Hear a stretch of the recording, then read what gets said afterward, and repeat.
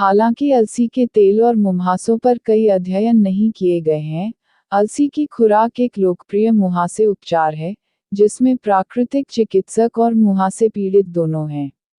अलसी का उपयोग पारंपरिक रूप से एक प्राकृतिक रेचक के रूप में किया जाता है, जो मल के साथ साथ स्नेहन को बल्क प्रदान करता है। लेकिन अलसी के तेल के कई अन्य लाभ हैं, जो ओमेगा 3 आवश्यक फैटी एसिड में इसकी प्रचुरता से प्राप्त होते हैं। आवश्यक फैटी एसिड का नाम इसलिए रखा गया है क्योंकि हमें उन्हें अपने आहार से प्राप्त करना चाहिए, हमारा शरीर उन्हें नहीं बनाता है। वे सामान्य वृद्धि और विकास, मस्तिष्क के कार्य के लिए महत्वपूर्ण हैं, और गठिया और हृदय रोग जैसी पुरानी बीमारियों को रोकने में मदद करते हैं। आवश्यक फैटी एसिड कई रूपों में आते हैं, जिन्हें आमतौर पर ओमेगा 3 फैटी एसिड और ओमेगा 6 फैटी एसिड के रूप में जाना जाता है। हमारे पश्चिमी आहारों में ओमेगा 6 फैटी एसिड अधिक आम हैं, जो कुसुम, सूरजमुखी, मक्का, तिल और अन्य तेलों जैसे तेलों में पाए जाते हैं।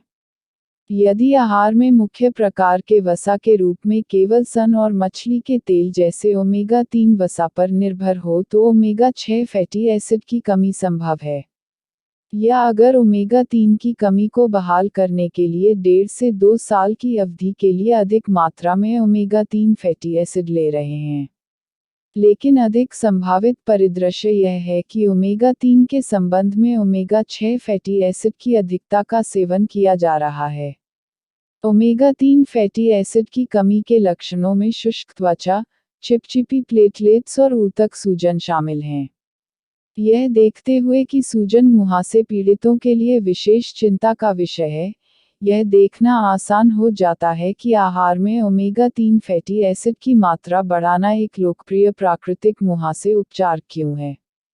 ओमेगा 3 फैटी एसिड कुछ प्रकार की मछलियों जैसे सैल्मन और मैकेरल और अलसी के तेल में पाया जा सकता है।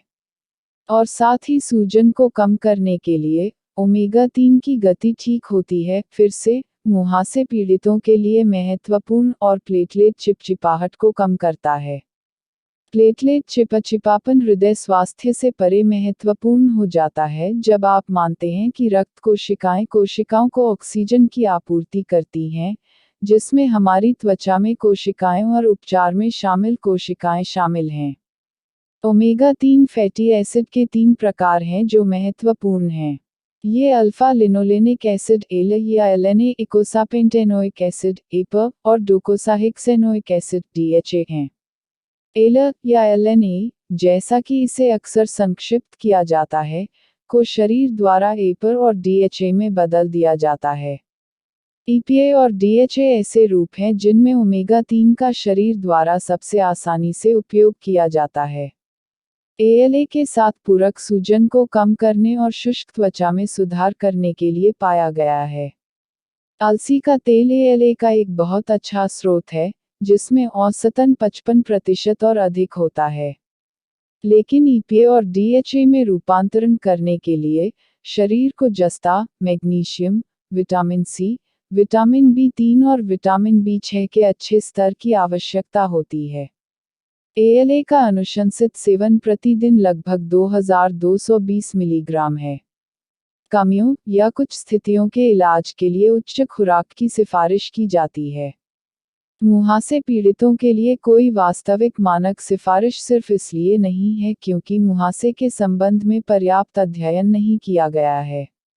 लेकिन कुछ पुरानी स्थितियों को रोकने और उनका इलाज करने के लिए प्रतिदिन 3000 से 6000 मिलीग्राम की खुराक का उपयोग किया जाता है।